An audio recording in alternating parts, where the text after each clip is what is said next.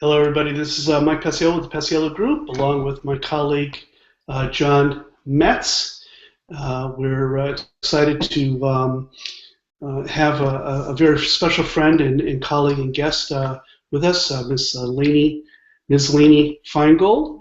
Lainey is going to be speaking to us on a very on a topic that is very near and dear to her heart, and maybe to yours, as it is certainly mine. What's law got to do with it? The role of law in developing an accessible, usable digital world. So just a couple of quick notes here for the folks that are out there listening. Once Lainey gets started, we'll turn the session over to her.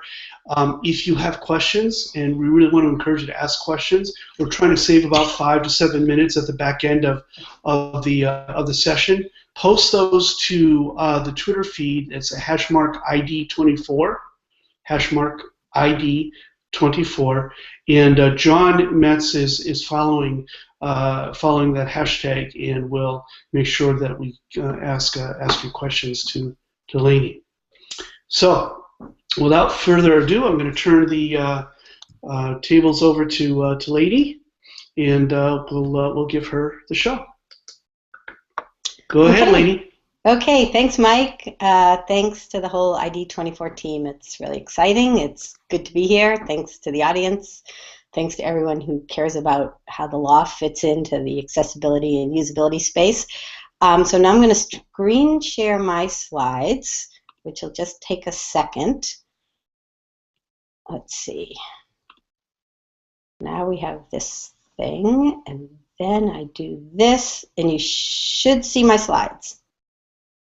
Yeah, we see them, Lainey. You're all good there. Okay, great. So, yeah, the name of this session is The Role of the Law in Developing an Accessible, Usable Digital World. And I have up here, my Twitter is @LFLegal. And I'll have the rest of my contact information later. Always happy to talk to people about the law, answer questions. I know some people, when they hear presentations, especially one from a lawyer, they like to take a lot of notes. But I have up here the link on my website. My website is lflegal.com, and I have a legal update tab in the high-level navigation menu. And the first thing there will be the spring 2016 legal update on all the cases and laws that I'm going to talk about today. So I have links to press releases and other things I'm going to mention. So you don't have to worry about taking notes. I know the slides don't fully contain all the information. So the direct URL for the post is lflegal.com 2016-05 legal-update-spring 16. Easiest way to get there is to go to lflegal.com, go to the legal update tab, and you'll see the first one up will be the most recent one, and as you scroll down, there'll be links to all the legal updates I've done. I started doing this a couple years ago when I realized that there really is a hunger for understanding what the law is doing in this space in an easy to understand way. So that's why I do the updates, and I hope they'll be helpful to people. Real quick for people listening who don't know me, who is LF Legal? I'm a disability rights lawyer. I work in Berkeley, California, and around the country. I have represented the blind community on digital accessibility issues for the past 20 years. I have on the slide the header of my website, which has Law Office of Lainey Feingold, which is really just me. Structured negotiation, disability rights. Structured negotiation is an alternative dispute resolution process that the blind community, blind individuals, my colleague Linda Dardarian, other lawyers, and I have used for 20 years to work with organizations without filing lawsuits while at the same time enforcing the civil rights that we're going to be talking about today. So structured negotiation, we don't file a legal complaint. We approach an organization, we explain what the problem is in human terms and in legal terms, and offer to work together on a solution. I've done it with a lot of big organizations in the US. The first web accessibility, I know that's a focus of today, the first web accessibility agreement was with Bank of America in 2000, and they became the first bank to commit to having their online online banking platform accessible. They've been a great partner ever since. We've done similar agreements with Major League Baseball, working on their website and mobile app. With this ties into what Kel was talking about earlier, with Anthem Blue Cross on their website and mobile app accessibility, with a lot of large banks. We just did one with Denny's. So that's who I am. I do this work in collaboration with my clients and with the organizations. And I also want to just say one word about the LF Legal, because it ties into, I think, all the themes of ID 24. So when I put up my website in 2008, I was going to call it laineyfeingold.com. I know a lot of you listening have had websites long before 2008, but I got my first one in 08. I was going to call it laineyfeingold.com. And my friend Josh Mealy, who's a scientist and an inventor and who's blind, he's like, you can't call it laineyfeingold.com. No one will know how to spell it. No one will spell Lainey right. No one will spell Feingold right. And no one will ever find you. So Josh came up with the idea of LF Legal for it to be easier for people to find, and because he said I needed an address that would fit in one line of Braille on my business card.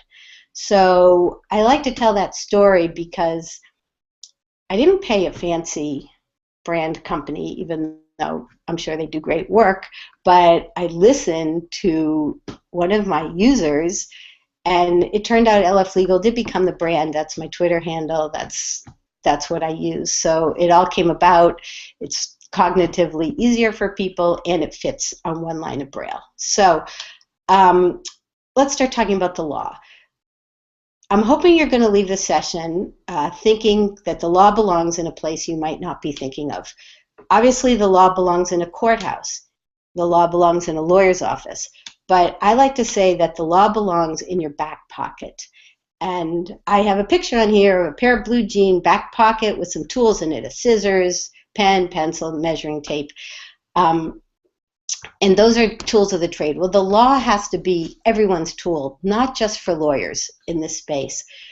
Disabled people need to be able to take the law out of their pocket and say, it's my right to be able to use this mobile app so I can find out health information. It's my right to go to a voting website and be able to read about the candidates even if I can't use a mouse or see the screen. So the law isn't just for lawyers. I'm going to try to share with you what's happening in the legal space right now, primarily in the United States. And I hope you'll leave the session thinking, oh, this is something I can take out of my pocket, not just for disabled people. If you're on a team and you're an accessibility champion in-house, you most likely are getting pushback from someone somewhere, and the law can be one of your tools. Not the only tool. You notice I didn't pick a hammer to put in the back pocket because the law doesn't have to be used as a hammer. Which is what I think the best thing about structured negotiation is. But if you're a in-house champion, if you're an advocate, you can use the law to lead people in the right direction. So the real big picture, if I could only put up one slide and if I had to stop talking right now, the right to accessibility in the digital space is a civil right. And I have a picture here of a march protest in advance of the Americans with Disabilities Act, and there's a banner being held up that says, "Injustice anywhere is a threat to justice everywhere." It's a Martin Luther King quote. The protest is led by wheelchair riders and other people with visible disabilities. They're holding the banner. It's an iconic Americans with Disabilities Act picture, and it really is the core of all the rights, all the details, all the structured negotiations, all the cases. Everything we talk about when we talk about the law and accessibility is about inclusion, it's about access, it's about full participation, and it's about civil rights. So let's start with the U.S. Department of Justice, which is the agency in the United States that is responsible for the Americans with Disabilities Act. The first slide, I don't really like to put URLs on slides, but this is very important. And I like to say bookmark this. The Department of Justice has a website all about the ADA, and it's ada.gov. And on that website, everything they do to enforce the Americans with Disabilities Act, including very important work to make web, mobile, kiosk technology accessible, is on that page, ada.gov. 2 weeks ago, they put up a new subpage of that, which is access-technology. So it's ada.gov, access-technology. Have a picture of the page in the next slide because there's 4 top navigations on that page. One is enforcement, one is technical assistance, one is regulations, and one is technology initiatives, all under the main heading of accessible technology. And the enforcement tab is the tab where the Justice Department lists everything that they are doing and have done for well over 10 years to make websites and mobile applications and other technologies accessible. And they put that up 2 weeks ago, and they have on the enforcement tab, they have links to every settlement. You can read all the settlement agreements, all the press releases. So that's something in your back pocket. If anybody says to you, oh, well, the Justice Department, there's no ADA regulations, you go to this page, you take it out of your pocket, and you say, yeah, well, the Department of Justice has been enforcing people's rights to digital access for, I think their first agreement on this was 10 years ago. And the reason they put that page up about 2 weeks ago is because 2 days later, they did something that is illustrated on this slide with a U-turn symbol on a road to nowhere.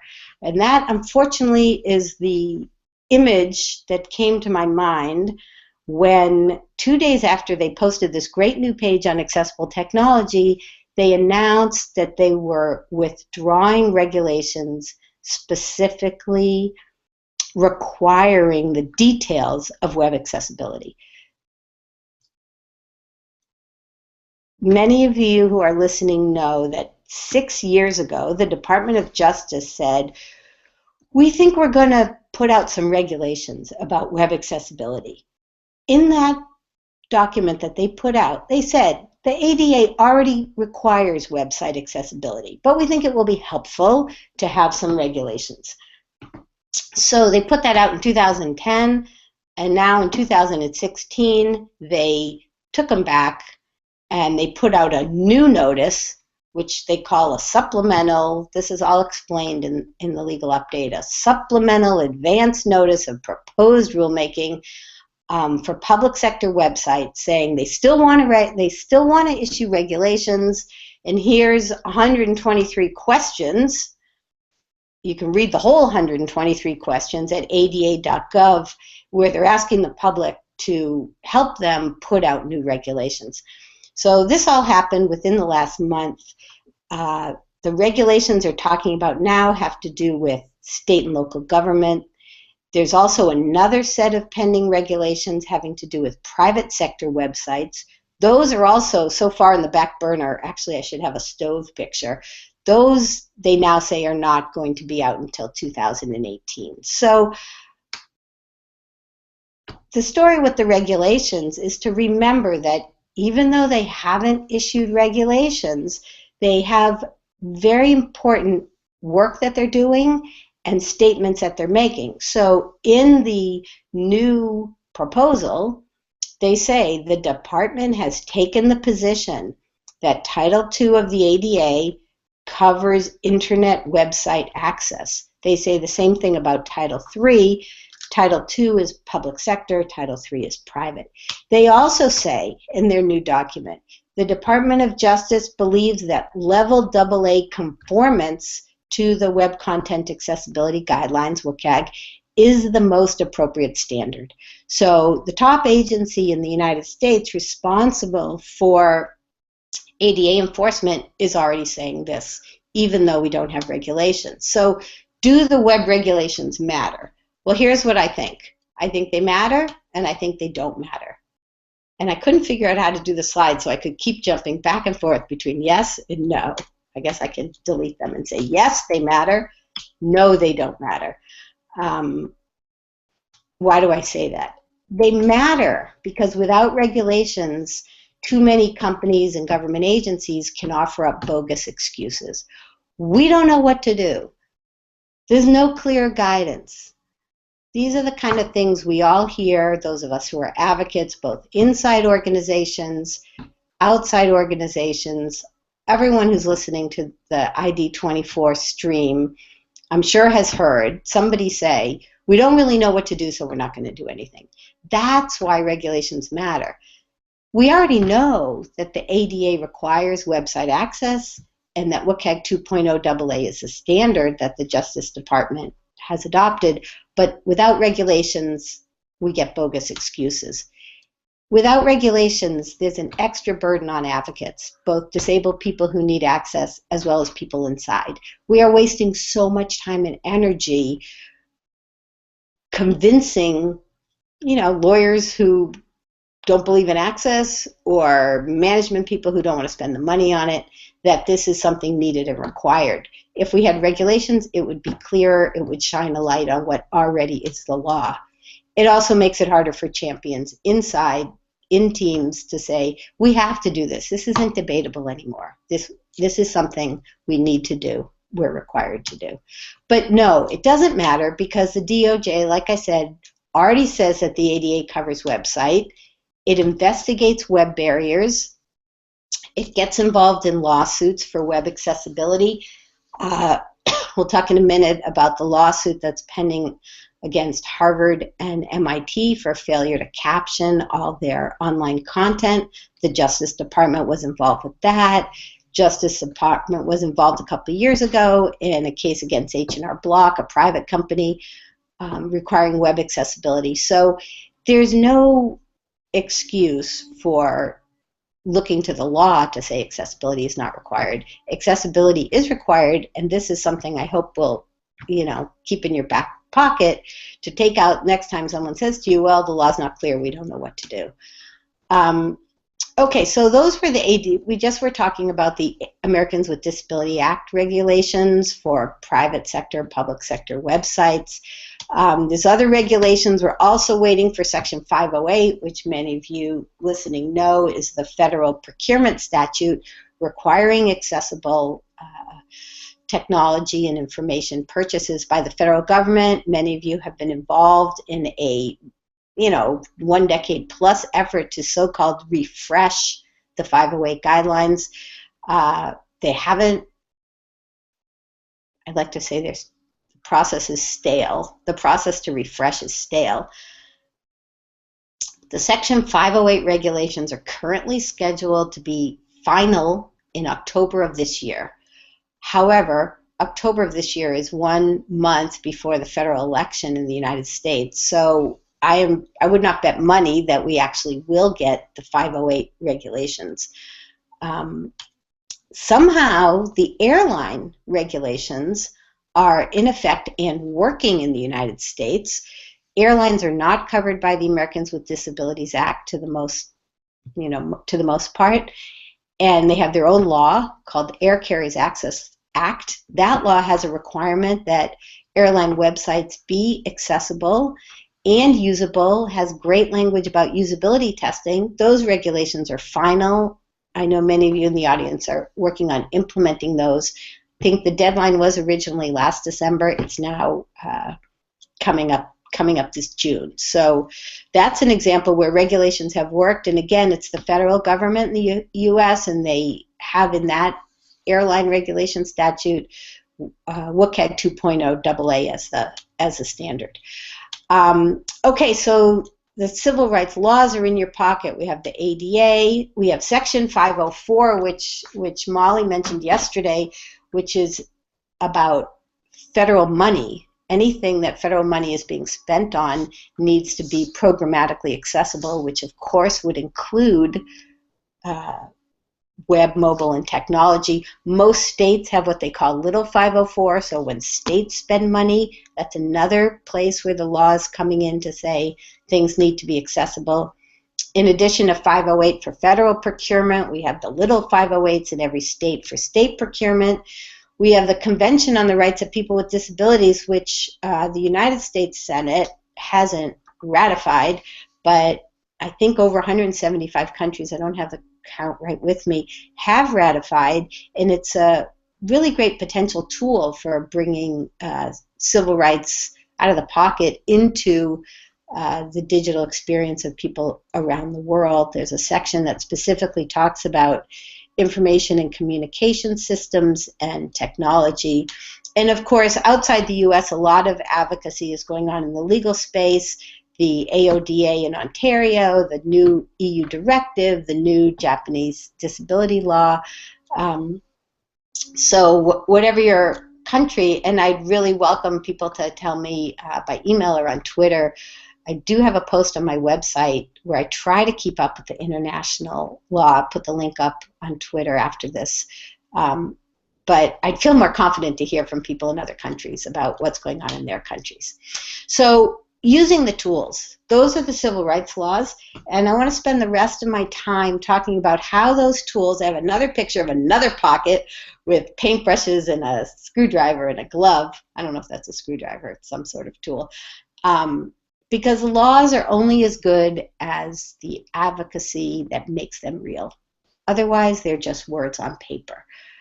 So we have the civil rights laws in the United States. We have the Justice Department enforcement. And we also have private advocacy that is bringing the law to life and making it a reality for disabled people. So private advocacy, I have the rest of the presentation organized around rights. The first one is the right to healthcare information. Because like I said, the bottom line of all these laws is not about technical coding. It's about the right to access information and the right to participate. So there is a legal effort going on in the healthcare space to make digital web mobile technology more accessible. I really hope I get to talk to Cal Smith after this, because some of what he said overlaps with what's going on in the legal space and what could go on in the legal space. The first up I have here, Rite Aid and Humana.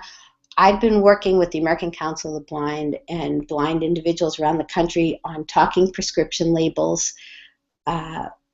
Unbelievably, in 2016, people who can't read a standard prescription label often get medication with no accessibility. They get a print label that they cannot read, they cannot see. And we've been working on an initiative to bring talking prescription labels to the nation's pharmacies. The first agreement we reached in structured negotiation was with Walmart in 2000, I believe 12 now, so 4 years, where Walmart committed to offer talking label solution in through mail order across the country and in stores. And today, if you request it at your local Walmart or Sam's Club store, they will provide it. We've done agreements with CVS and Caremark, with Walgreens, and the most recent ones were with Rite Aid and with Humana. And Rite Aid, as everybody in the U.S. knows, is a pharmacy company. Humana is a health insurance company that also offers a pharmacy benefit service. One thing I want to say about both these agreements, with Rite Aid and with Humana, they were reached in structured negotiation. No lawsuit was filed, but most importantly, and to one of the themes in ID 24, both of these cases, as well as every case I've ever done, began with what in this field, you call a user, what we call a client, really a person who had the problem, tried to fix it on their own, couldn't do it, called a lawyer. So with Rite Aid, we worked with organizations, like I said, the ACB and state affiliates who were representing their members.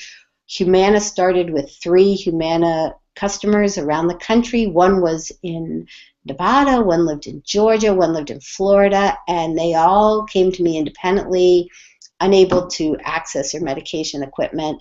And I just want to give a shout out to Humana. They were a wonderful negotiating partner. We also work with them on health insurance information in terms of privacy, accessibility. They now offer their health insurance information in something other than print, as well as they're having an accessible website, which they have had for a while. Kaiser and Sutter are 2 other examples of how the law is being used in hospital and healthcare settings to do across-the-board agreements that affect the websites of these hospitals, the documents, the forms, the kiosks. Kel had a picture of one example of a kiosk. A lot of hospitals are having these electronic medical records. All of these tools that are supposed to be making healthcare more accessible to people, in the word accessible, like we don't use it in disability rights, but available, also need to be accessible and available to disabled people who can't access information in traditional ways. And the law has been very effective in having agreements. Both Sutter and Kaiser were structured negotiations that my colleague Linda Dardarian handled. I have, again, the links to the press releases. She worked with disability rights advocates on those. Dan Manning at Greater Boston Legal Service has done great agreements with Massachusetts hospitals on these issues, looking across the board, across disability, to make sure the new technology and the old technology, the paper that's still being handed out, is available to everyone. And that's one way that the law has been really helpful. There is a lawsuit pending against Health and Human Services, which is the federal agency in charge of Medicare, because their website's not accessible. That's in a lawsuit right now that is pending, and we'll see what's happening. One thing I wanted to just say about access to healthcare, the law hasn't gone here yet, but I was thinking about, I usually mention this, and I was thinking about it especially with Kel's presentation.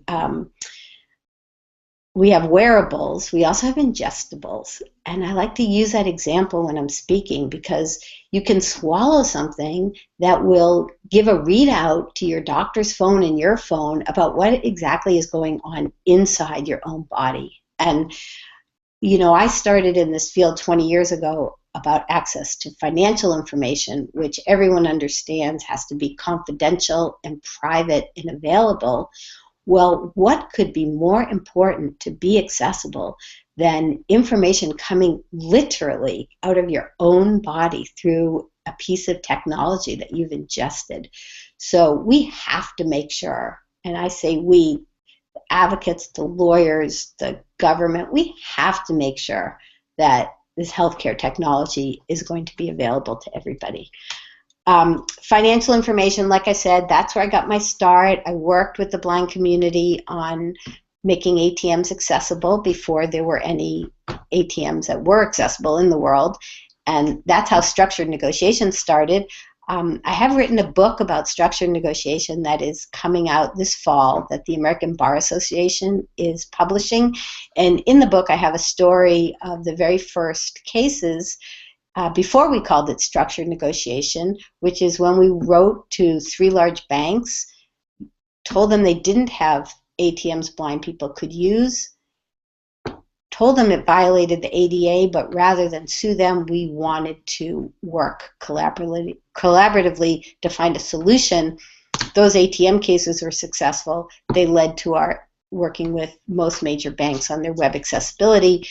I think the financial industry is a leader by and large. Not everything's perfect, of course, but in working on accessibility, most of the big institutions have accessibility teams, and it was great to go to Access U this year, Nobility's conference, and a big financial company said to me, oh yeah, we started working on Access when Bank of America insisted that all their third-party vendors build accessibility in because of the first agreement that we did back in 2000. So our most recent work in financial information is an agreement we just did with Bank of America, who's been a great partner all along, to make their mortgage information accessible.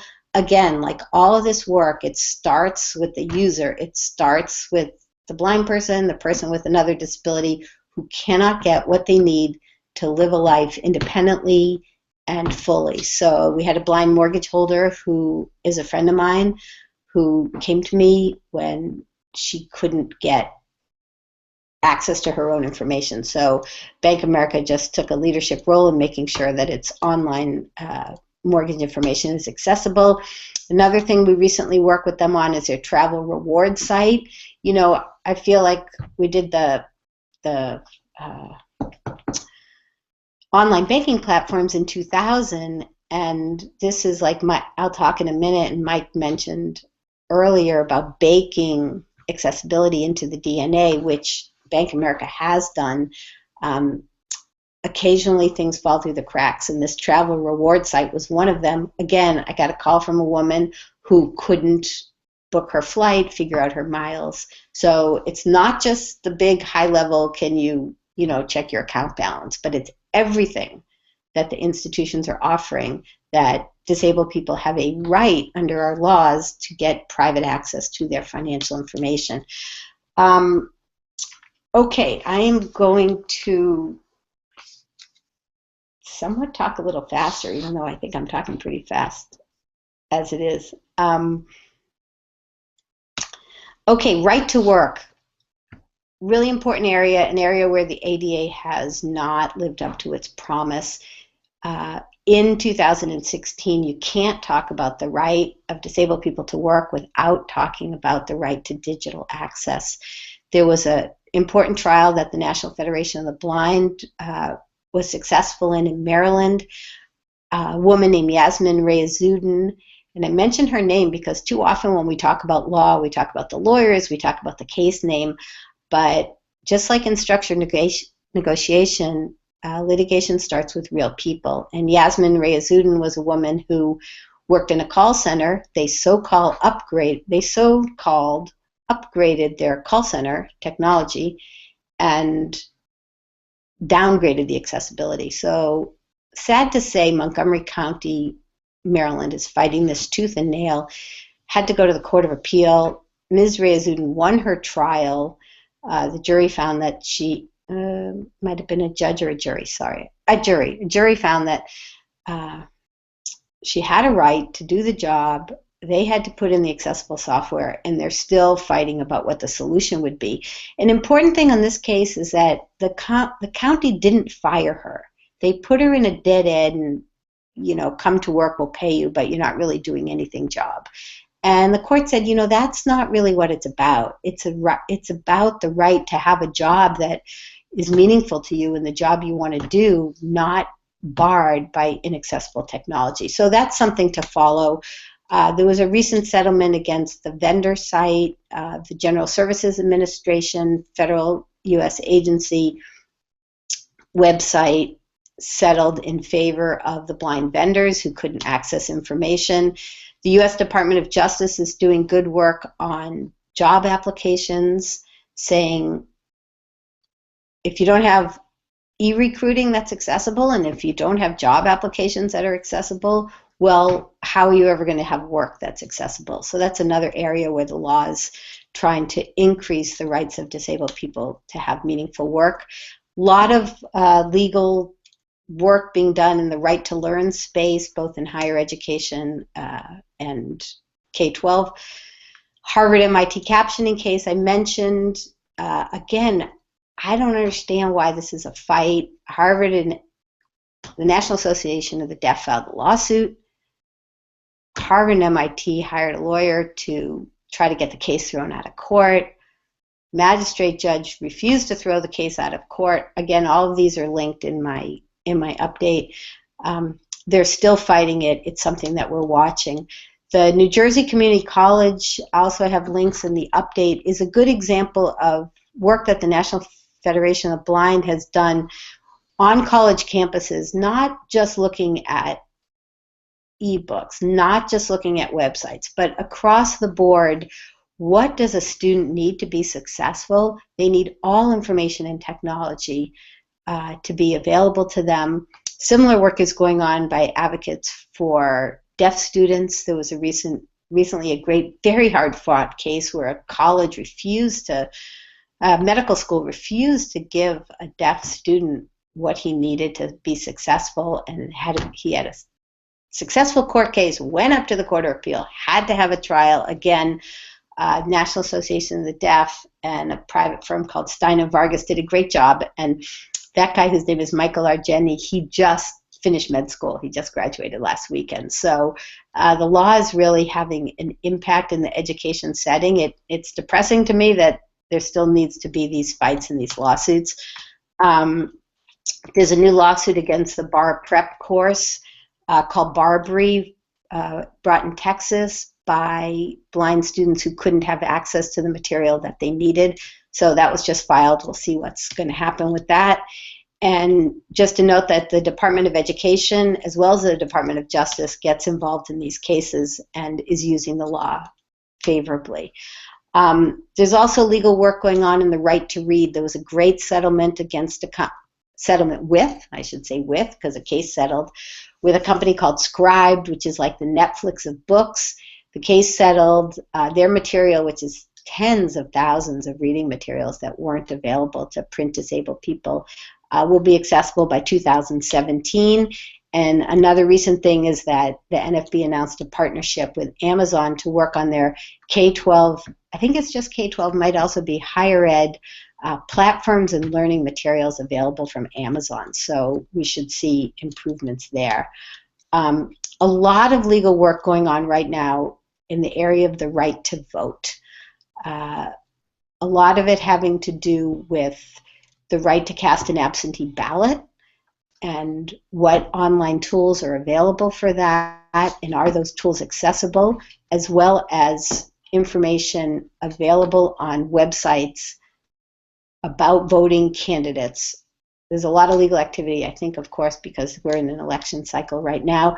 So we're watching cases in Maryland, in Ohio, 2 California counties. I put Washington State up here because they just announced, without any apparent legal activity, although I'm sure advocates had the law in their pocket, that they just announced all their election websites are going to be accessible. So it's something to watch. If you're listening and you work for state government and you don't have an accessible voting site, that should be project number 1. Right to government services, there's a case in Arizona that was recently filed by the deaf community for text access to 911 services. That was filed by the National Association of the Deaf, and it just was recently filed, so that's pending. New York City, Mayor Bill de Blasio signed a special law just for New York City to make sure all city websites were accessible. We don't need to go city by city because we have the ADA, we have the Justice Department already saying that state and local government websites have to be accessible.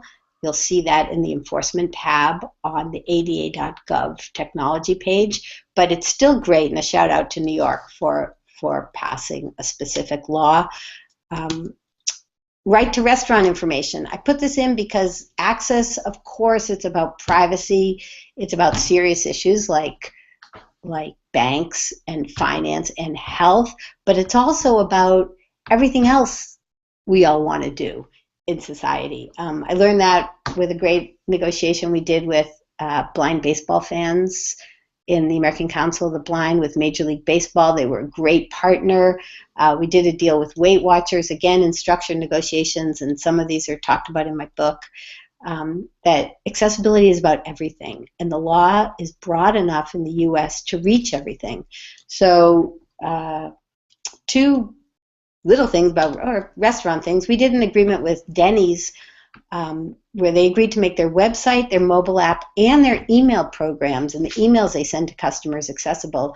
I think I know I've been responsible for forgetting about the email part. We'll get the website all squared away and the mobile app and a commitment to accessibility, but emails a company sends are a different department, and sometimes we skip it, but we didn't skip it here in Denny's.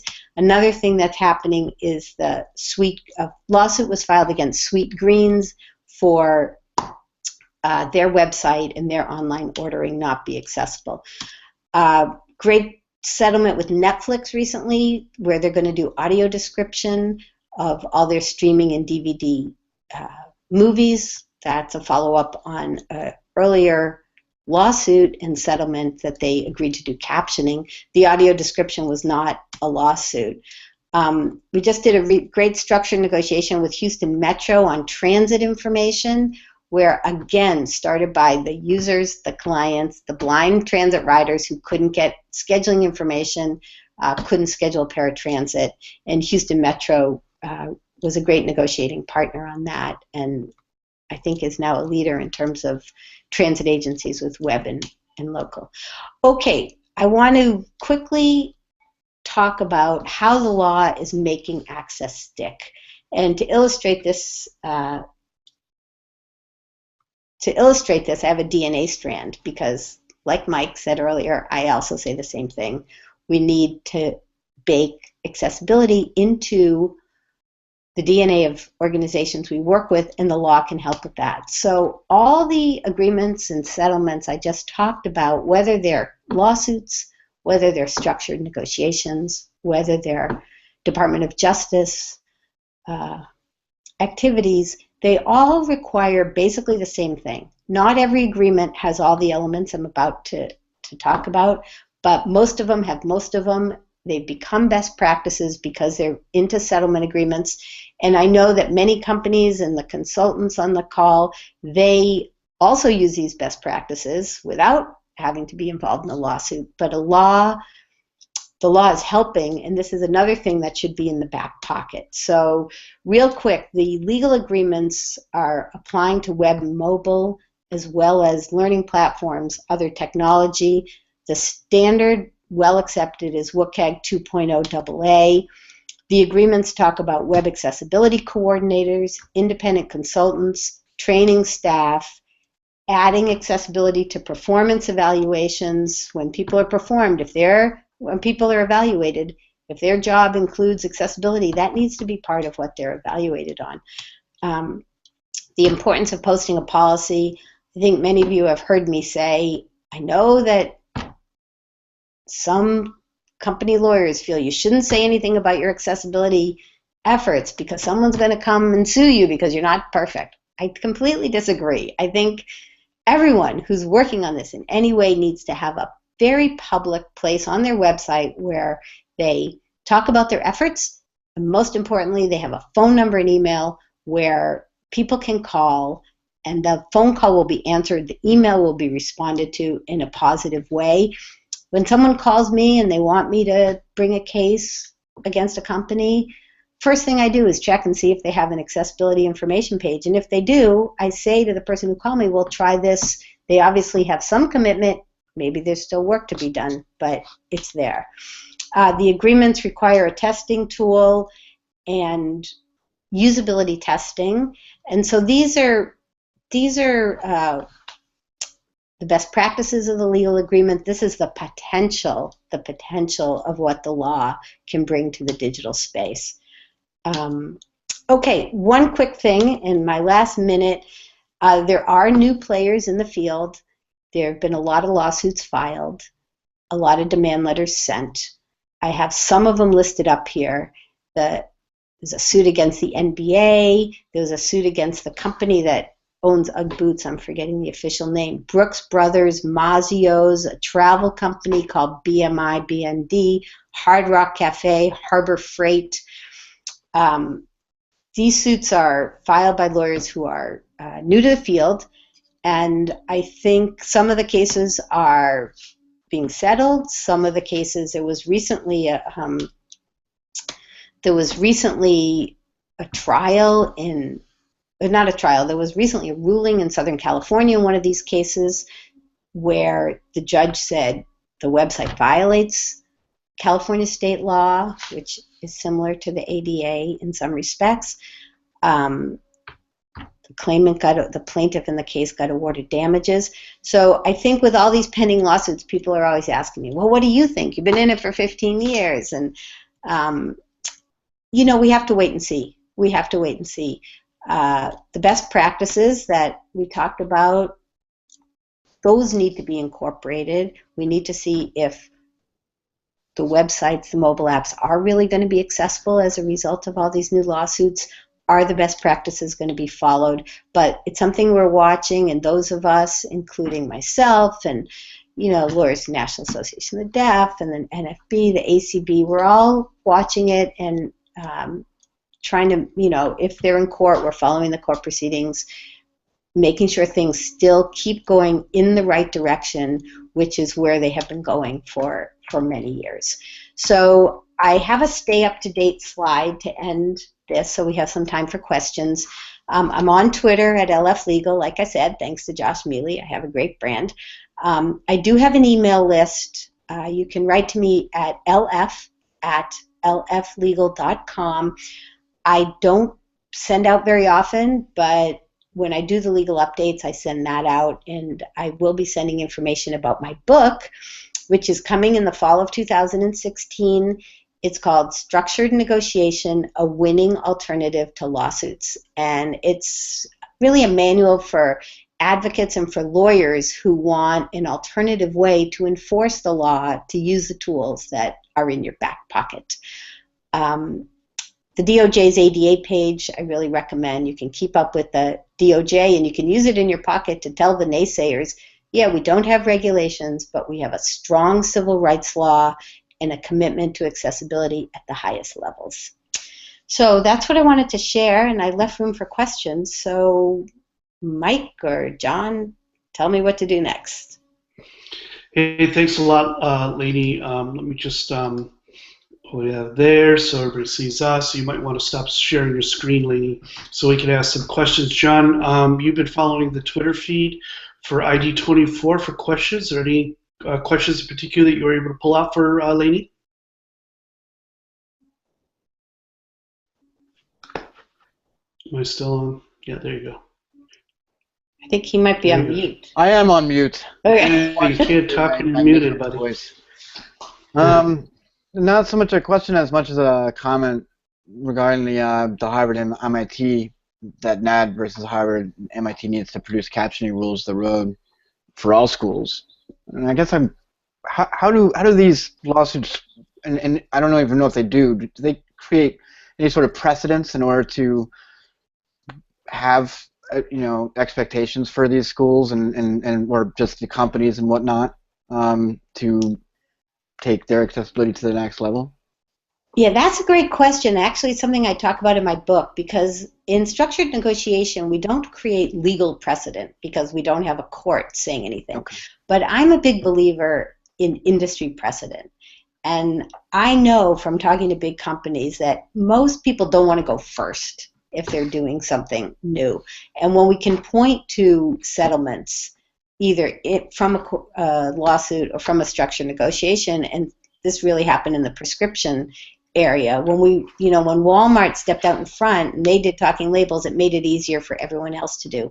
In terms of the court rulings, there are court rulings do have precedent. The Harvard and MIT case right now is in the district court. If it went to a court of appeal, then whatever that court said would cover the whole appellate area. Like Boston is in the First Circuit, so the First Circuit covers the New England, so it would have legal precedent. But it also, I think these settlements, even when they're done outside of court, they draw attention to the issue. And if the National Association of Deaf and the Department of Justice say Harvard and MIT need to caption, well, obviously everybody needs to caption. So you can wait around for the Justice Department to come knocking at your door, or you can do what the law already requires without having somebody breathing over your shoulders. Very cool. Yeah. Lady, actually a couple of things that you just said, and we've got a couple more minutes. I just want to slip these in. One is it's just kind of ironic that you said from a legal standpoint, most people don't want to go first, which is frankly the opposite mindset of what anyone who's in innovation, technology, product development, it's the opposite mindset. And I always find that puzzling. And it kind of goes along with something else you said earlier about, if organizations, corporations, government organizations, a private public industry, if they thought about taking a positive view and positive steps and demonstrate, as you said, a level of commitment, then I think the communities of individuals with disabilities would have some notion of being reasonable, being forgiving, allowing time to go by to see if these folks are really going to walk their talk, so to speak. But by not showing any progress, and this is something a message I've tried to convey to others, demonstrate progress, demonstrate commitment to progress. And when you do that, the response that you'll get from the communities of individuals with disabilities, as well as all those who are supportive professionals like myself and my colleagues in the field, we're going to help you. We're going to be there to support you. And that can only be good, which is why the fear factor of lawsuits, I think, is this dichotomistic situation where I personally hate it, because I just don't get the notion of using fear as an incentive. But I also know pragmatically that it works. Unfortunately, it works. And it works because I believe these organizations aren't forward-thinking. They don't think in terms of these kind of things the way that they do about their own innovative technologies. Yeah, I mean, one of the reasons I like structured negotiation is because it gets the disabled people in front of the decision makers faster without being filtered through lawyers. And lawyers tend to have a what-if mindset, a fear mindset. I think that's the nature of it. And so many times people tell me, not in my cases, because when we do structured negotiations, when we can get a company to engage, we have seen a lot of enthusiasm. I have to say, but it takes a while to break down the barrier, because the inside lawyers are saying, well, you better not do this. And that's what I was saying, why regulations would be helpful, because people are like, well, we're not quite sure, so we shouldn't do anything. In writing the book, I talk about how fear has been a barrier to so much of what we've tried to achieve, and how we've used structured negotiation to break that down. We did a deal with San Francisco on accessible pedestrian signals, and it took a while to break down a fear that blind people would be confused by audible information. And it wasn't until they could meet blind people one-on-one, and they would say, well, we'd rather have some information than no information if you just put up a visual walk sign. Same with the prescription labels. There was legitimate fear by the part of the pharmacies. The audio information may be garbled. We don't want to do it. Well, if you give a pill bottle to a blind person without a talking label, you're giving a blank label. So fear is a very real thing that we have to recognize and work with. I agree with you. Can I interrupt for a second? I actually got a couple of. Hey, John, we got it's 12:52, and we've got a big session coming on. I know you've got some questions. We'll post them to the Twitter feed. Lainey, thanks so much. A great presentation. And I feel very confident that other folks will follow up with some questions. So for those folks that are watching ID24, we're going to pick back up in about another 7 minutes. Hey, we've got a great session, a very special session brought to you by Sony Interactive Entertainment. The next session will be titled Uncharted 4, A New Adventure in Video Game Accessibility. So pick back up with us in about 7 or 8 minutes. Thanks again for joining us today. Thank you again, Lainey. Thanks, Mike. Thanks, John. Thanks, Bye. Bye-bye. Bye.